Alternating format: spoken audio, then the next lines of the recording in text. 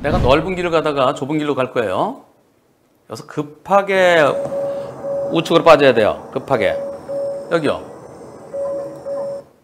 여기 보면 오른쪽으로 빠질 수 있어요. 그래서 우측으로 빠져야 됩니다.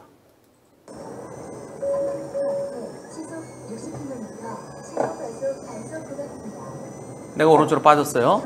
근데 내 차가 좀 커요. 한 번에 안 돌아져요.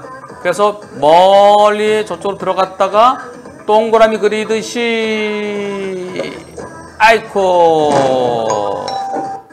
여기서 한 번에 못 돌아져요. 그런데 요 차랑 부딪히는 거예요.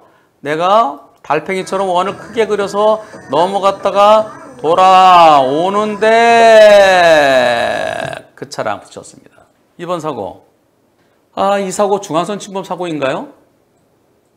대법원 판례 같은 방향끼리는 중앙선 침범 사고가 아니라고 하는 말이 있던데요. 그리고 보험사에서 경찰의 중앙선 침범 사고라면 100대 0이에요.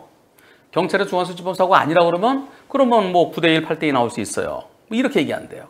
먼저 중앙선 침범 사고 여부에 대해서 투표를 해보겠습니다.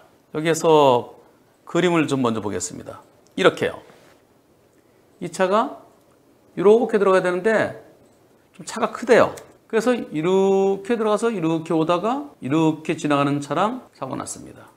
어떻습니까? 다시 한번 13번 영상, 후방 영상 같이 보이겠습니다.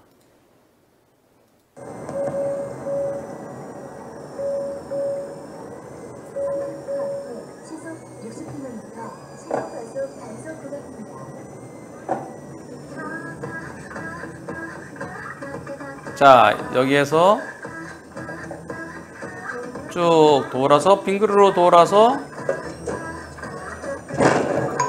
자, 이 사고 중앙선 침범 사고인지 아닌지 여러분들 투표 한번 해보겠습니다. 1번 중앙선 침범 사고다. 같은 방향끼리의 사고이기 때문에 중앙선 침범 사고 아니다. 어떻게 생각하십니까? 투표 시작. 같은 방향끼리는 중앙선 침범 사고가 아니라는 그러한 대법원 판결이 있죠.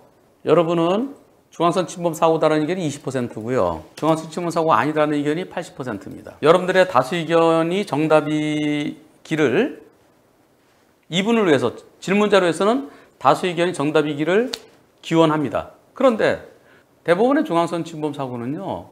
그건 어떤 거냐면은 지금 정확치가 않아요. 이렇게 돼 있던가. 그래서 자전거 한 대 가고 있어요. 자전거 한 대 가고 있는데 차가 자전거보다 빨리 가려고 중앙선을 넘어가요. 넘어가는데 자전거가 이쪽으로 좌회전해요. 그러다 일어난 사고.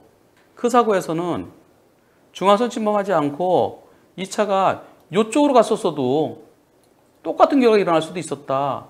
제가 기억하기로는 이런 사고를 기억합니다. 그래서 같은 방향길이라고 해서 무조건 중앙선 침범 사고가 아니고요. 같은 방에서 앞에 차 꺾고 들어오고 뒤차 들어가고 그럴 때 서로 못 보면은 일어날 수 있다.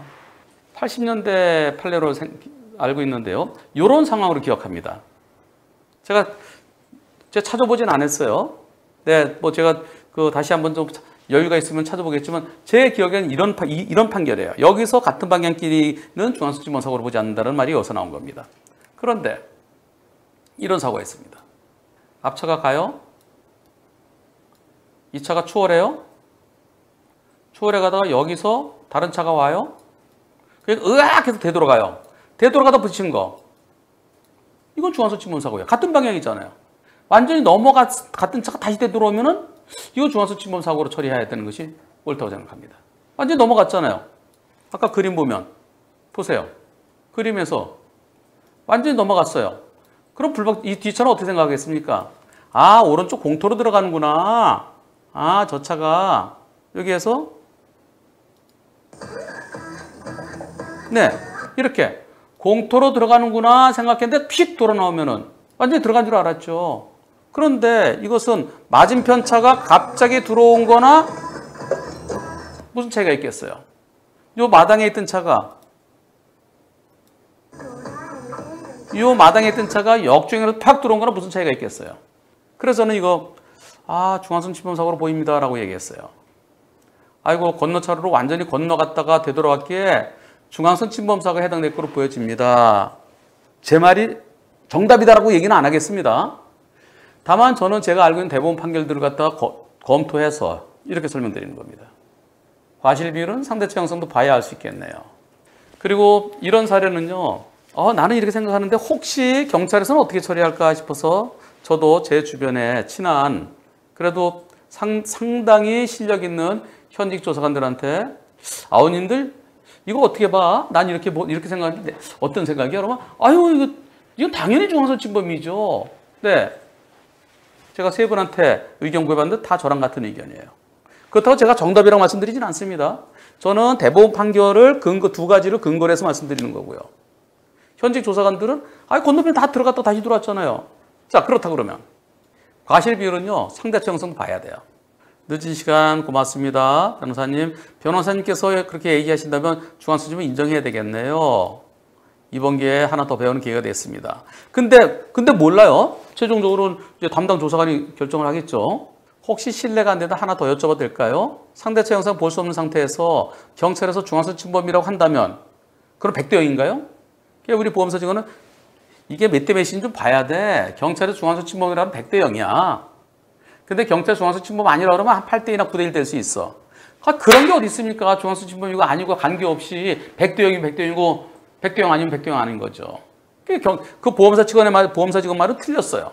이거는요. 중침일 때 100대 0이고 중침 아닐 때 100대 0 아니다? 그건 잘못이죠.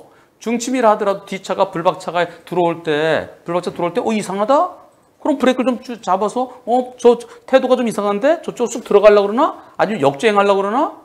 역주행 안 되는데? 차가 오는데? 그러면 어디 일로 들어가는지 아니면 이쪽으로 다시 되돌아올지 좀 느낌이 안 좋으면 브레이크 잡아야죠. 뒤차도. 살펴야죠. 그러지 못했으면은 중앙선 침범 사고로 처리한다 하더라도 뒤차에게도 잘못이 있는 겁니다. 따라서 뒤차의 거리, 뒤차가 볼 때 불박차가 완전히 저 공토 쪽으로 여기 저 택배차 있는 공토 쪽으로 완전히 들어갔는지 거기까지 들어갔다 들어왔다 그러면 100대 0이어야 되고요. 거기까지 들어가지 않고 꺾는 게 미리 보이면은 여유가 있으면은 미리 빵 해줘야죠. 그래서 뒤차가 설령 중침이라 하더라도 뒤차가 불박차 이상한 조짐을 미리 파고올 수 있다면 그건 100대 0이 아닐 수 있는 겁니다. 과실 비율은 상대체 형성도 봐야 할 수 있습니다. 여러분들 같은 방향끼리는 중침 아니다? 그렇게 외워두지 마세요. 아까 제가 그림 그려드린 그 판례, 네, 그것이 중앙선 침범이냐 아니냐를 따지는 아주 대표적인 판례라고 할 수 있습니다.